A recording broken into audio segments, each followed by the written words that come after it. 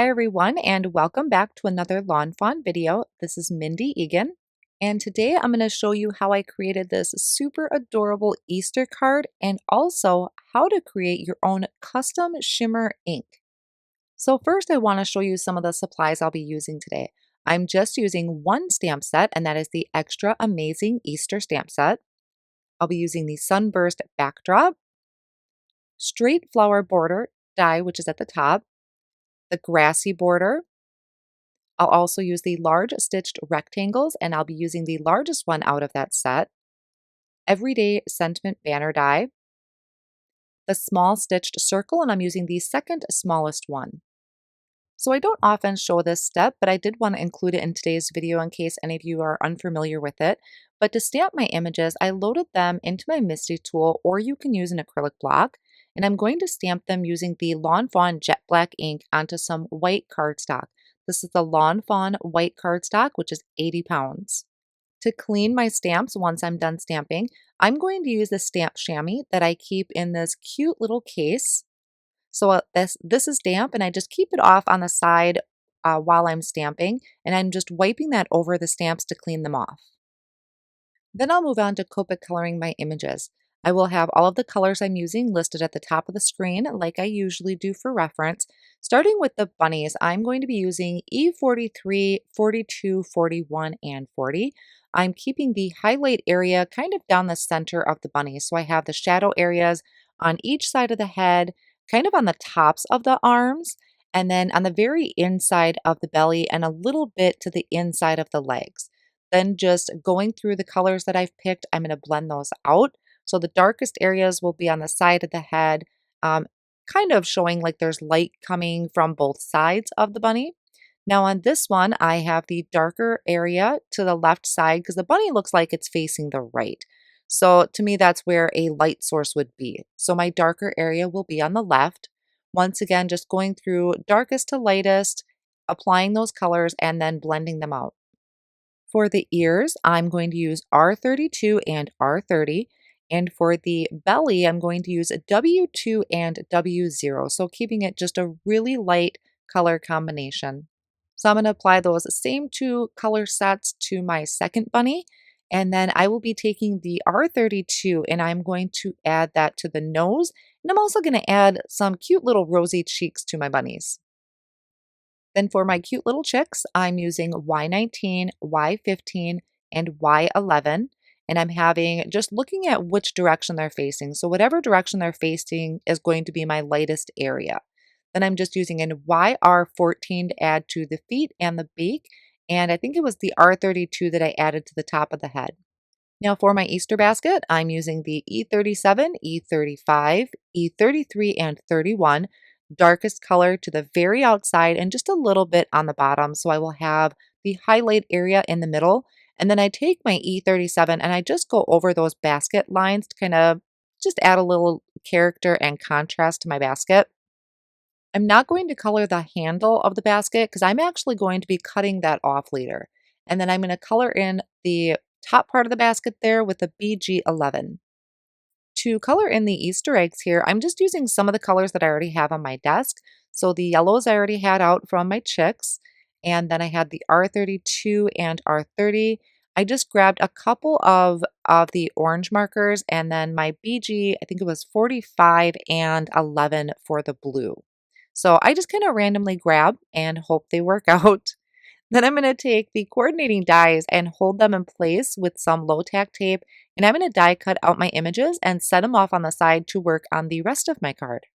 Starting with this Sunburst backdrop die. Now this is a really great die to use on its own. You can color it up or use with the Magic Iris, but I'm going to use it just on white cardstock today.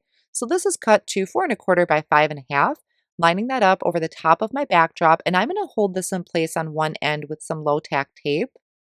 Then I'm going to take my small stitched circles, and I'm using the second smallest one. It's a little bit bigger than the opening, which is what I want, and I'm going to die cut it out of some of the yellow shimmer cardstock. I used a lot of shimmer cardstock today, and they were out of either the pastel or the tropical packs. Here is the straight flower border die. So you're getting the border and you also get those 3 small pieces towards the top of the screen. and I'm die cutting this out of the light green shimmer cardstock. I'm lining it up towards the top. That way I can always trim off excess if I need to. I'd rather have more room to work with than cutting it too short. So I'll line that up, hold it in place with tape so that it doesn't shift and it die cuts out straight. I'm also going to die cut out the flowers out of some of those pastel colors in the shimmer cardstock pack. And then taking another piece of the green shimmer cardstock and die cutting a grassy border. I wanted to add another layer to my card. Even though that flower border looks really cute, I'm going to have another layer here just to kind of add a little dimension to the card. Now that I have all of these pieces cut, I'm going to start working on putting together my flower border. So I have yellow cut, which is kind of that solid piece there. That is what the middle of our flower, or it's for the middle of our flowers. So I'm flipping my border die over, or my piece that I die cut from the border die, and I'm adding liquid glue to the back of those flowers that have the center missing. So we're going to put the yellow cardstock on those, and if I have too much liquid glue back there, I just dab it off with my fingers. And then I'm going to flip that over so you see it's the yellow centers. And then I'm going to add the blue flowers on top of that. So once again, just adding a little bit of that liquid glue. I always joke that I don't wear blue jeans, I wear glue jeans because that's where I wipe all of my excess glue. I have a pair of jeans just strictly for when I'm crafting. After I have all of my flowers added to my flower border, I'm going to add this to the front of the card. I wanted this to kind of layer over the sun that I created on my background. So I'm going to first actually adhere that yellow circle that we die cut earlier out of the stitched circles. Now there's a couple ways you can do this. I did it with tape runner and I actually kind of overwent in the area. I have a lot of extra tape runner around there, but it rubs off really easy. So I just rubbed off all of that excess and you can see it kind of gums up, but it didn't leave any marks behind. And then once I have that down, I'm adding tape runner to the bottom of my card, which I had trimmed down. I don't remember the exact measurement right here offhand, so I'll be sure to put that at the top of the screen for you. But I added that adhesive towards the bottom and then also on the top or towards the top of my flower border. That way I can customize this. I don't have to worry about measuring my line border. And I'm going to take this over to my paper trimmer and I'm going to trim off all of that excess. Now I didn't want to add my grassy border just yet because I didn't want to add too many layers of cardstock to this. So I'm just starting with this piece here and trimming off that excess.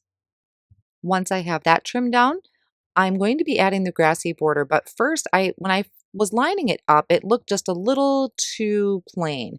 So I decided to add a little bit of color to this using an ink blending brush. And I started with freshly cut grass and decided that just wasn't quite dark enough for me. So then I grabbed my jalapeno ink from Lawnfawn and just blended that on just to add a little contrast between the two backgrounds.